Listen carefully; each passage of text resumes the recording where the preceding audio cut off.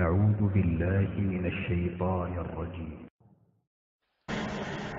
اصبر على ما يقولون واذكر عبدنا داود ذا الأيد إنه أواب.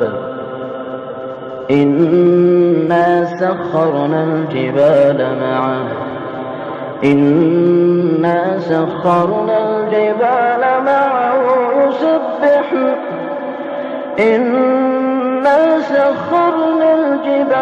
معه يسبحن بالعشي والإشراق والطير محشورة كل له أواب.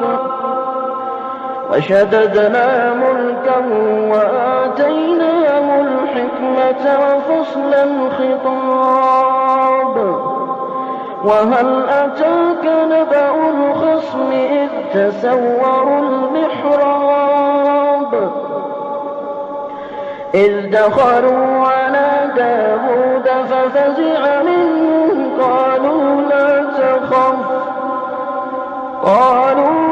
تخف خصمان بغى بعضنا على بعض فاحكم بيننا بالحق ولا تشطط واهدنا إلى سواء الصراط.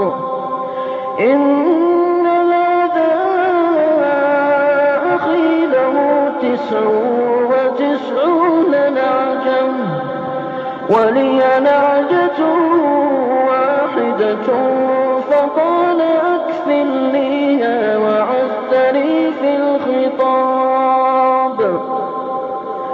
قال لقد ظلمك بسؤال نعجتك إلى نعاجه وإن كثيرا من الخلطاء ليبغي بعضهم على بعض إلا الذين آمنوا وعملوا الصالحات وقليل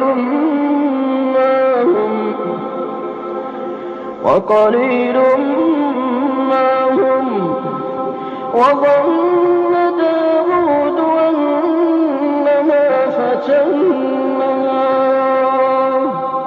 فاستغفر ربه وخر راكعا